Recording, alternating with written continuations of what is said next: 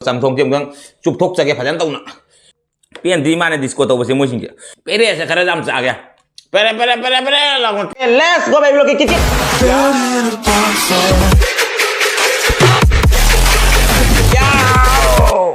Hai mayam gitu matakan si sono wa video pudun las sering ngasih kari batensa na dulu mayam yang tapi na segi mateng di magana sige tamu jare ko asige siga palu kabi marugi iro mulai jare asige siga hangam tam thong mulai jare hangam tam pun mulai jare asige se nga taw mulai jare se nga se kadi nga no abda ako chunda se nga se telepia ko iko manipur dari se tung han bi hai bra ma ko bunya ba ado ai su bajan tong khang de to na telepia swai jare tung han bi swai jare ado nga do fry to mo sige lai jare asige se khamen ka ngom mulai jare khamen fry mulai jare ko na mai da sige siga hangam to hangam maton lejare pere su kawi hangam maton su kawi dona pere su haire hangam maton su haire asige siga maitai gi hangam murai na ba musin mu ba rasi leiba jemudur siga lejare do kaino bazare le kuna khara fadar laure fadar law thare adona fadar law ka thare fadar law ka thare pere se sara ga pere ana ten ke jab jara ke ase ninga sigi mathane dori mi am sa ba unu betul jara ke let's go baby look kikit ya tau jara ke खुद हम लग सरब एकदम साब एकदम जरगे दो इगी हंगाम बदर लावा फेदर लावा हंगाम काय थमसिगे थममदि लेते असोना दुम थमगे को प्लेट सुजाम परक्त्रे दुम सोना साइड तमा दुम थमजरगे स्वासिगा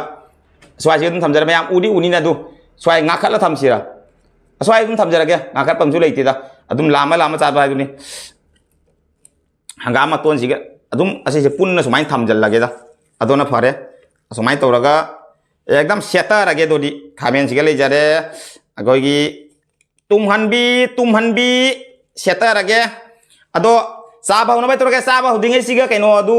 agi tumhanbi nga se kaino telepia nga aitai tumhanbi ara segi nga se ngonda request to rakpani agi nungsira ba itau mana itau doi mingdo channel pai bani itau doi mingdo siga tholam ge bino lai hare bani yam nungsi ba gi itau mani mane ngon tumhanbi sabiro waina hare pani je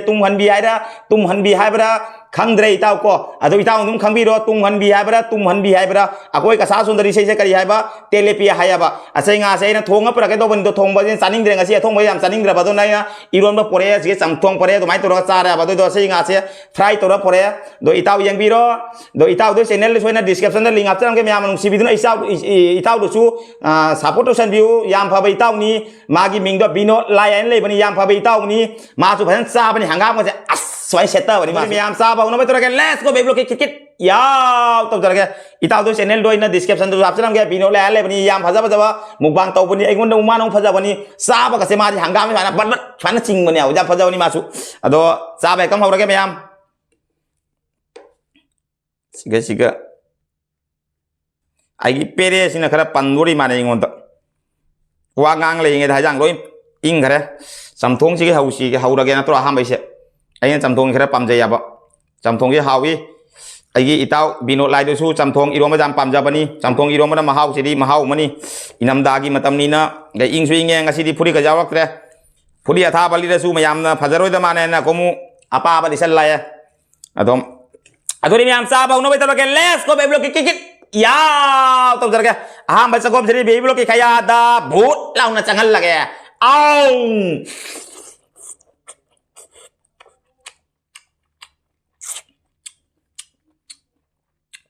Amen.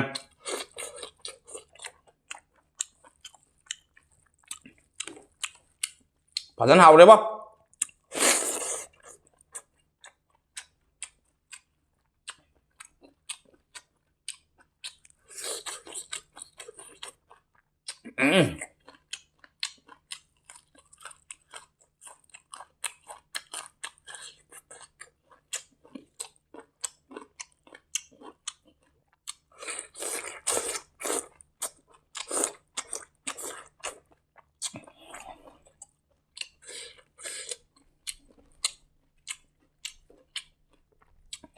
Yung tu tumhanbi nga ada yang tumhanbi nga tu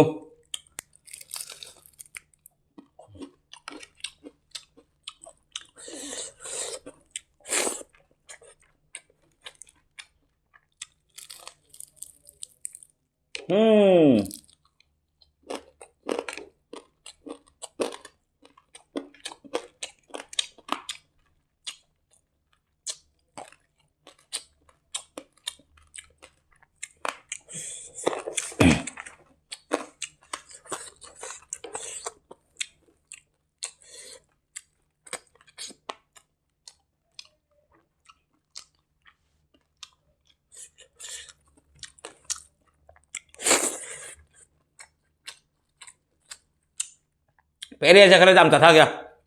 further further लाओ ना तो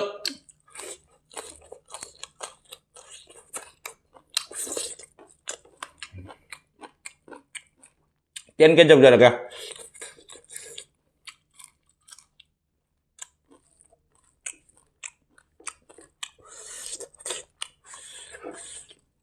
Belum betul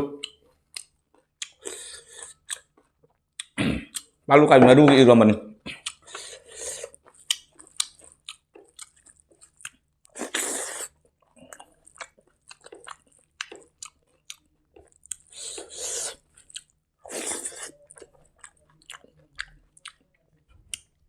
Hanggang mahirap kaya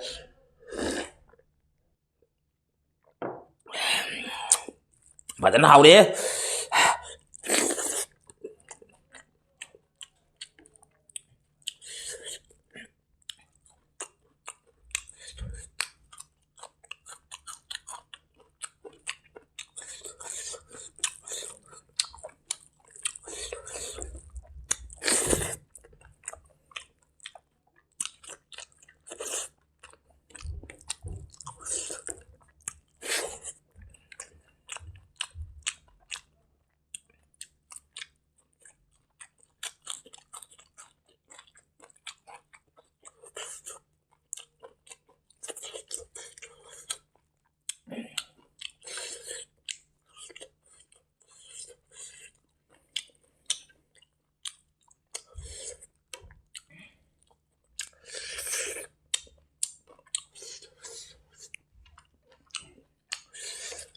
Hảo đấy, mình ngà chứ Ý tao nó khấn việc phải rằng chứ Hảo đấy Ai thuốc ngấp ra cái thâu bên này vẫn năng hấu rồi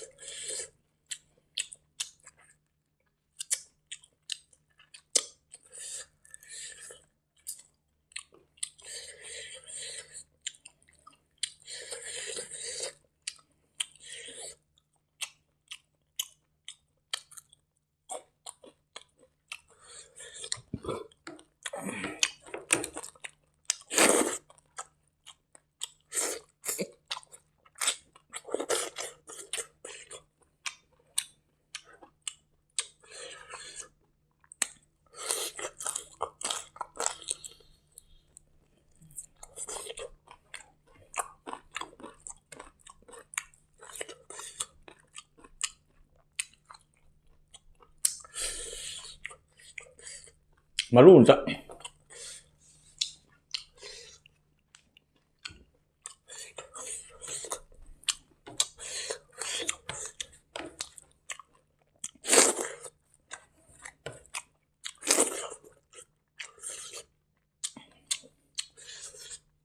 Pere sekarang jam sa kya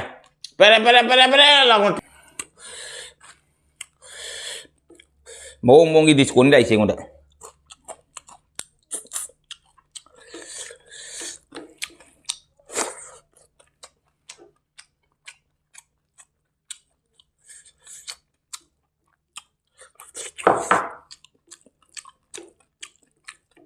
Padahal hao dia palu kabi irom saja Palu kabi madu irom saja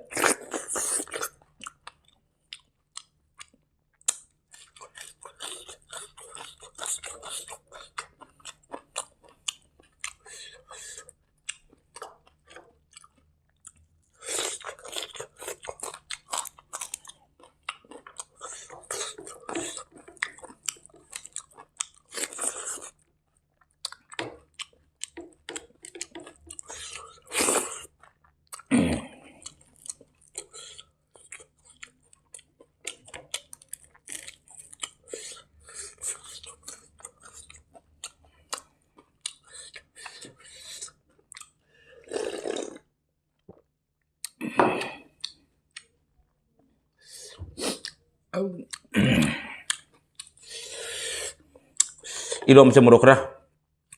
pukale sa dum may bunje badang ni kapsel ise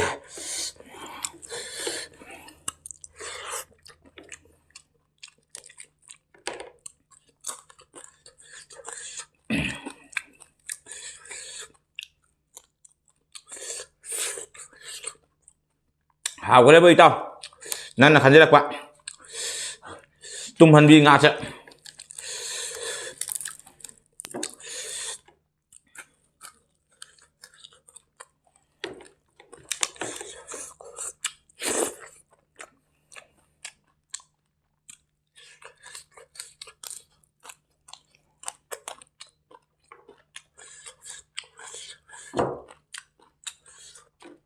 ai padar pat laba hangam se kaw ra pere sari nga da padar ka loi kaw ra aduna pere se mu thamaga padar mu haura ga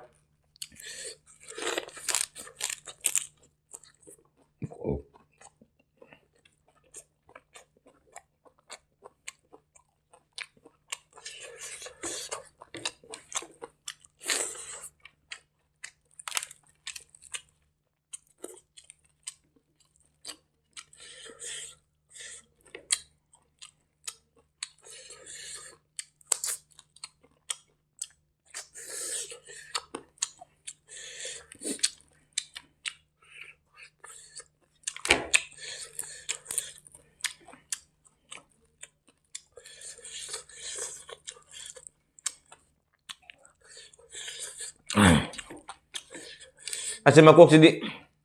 cara lo ya makok sakan deh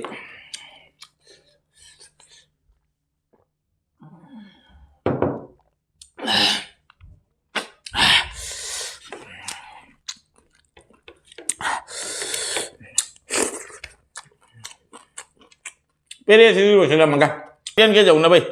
atau pere sekarang cara ke indam dalai ini sih ya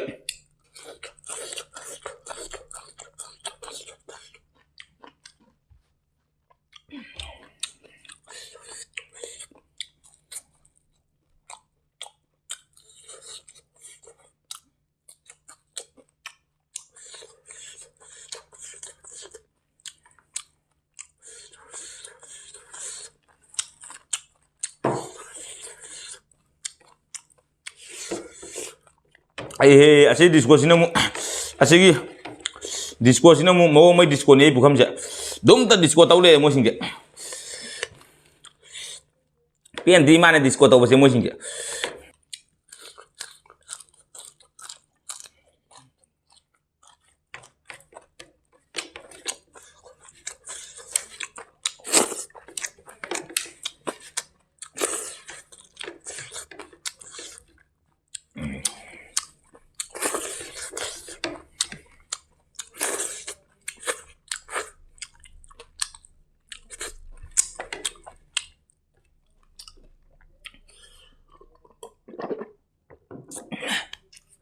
ngasih sak para bakal lik kare adona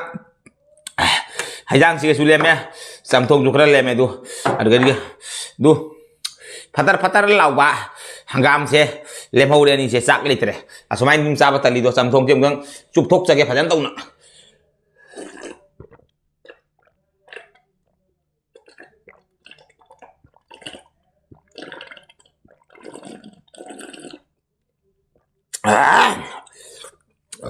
Asli lotion lagi.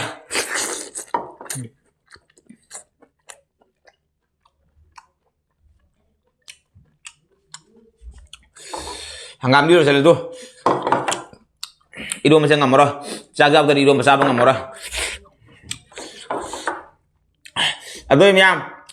Sahabat sebelum mana mata anda video lo sana betul kan video yang menuai lagi di like share komen tahu kau bikin channel sih dalam masa pasien aku sih channel sih bu subscribe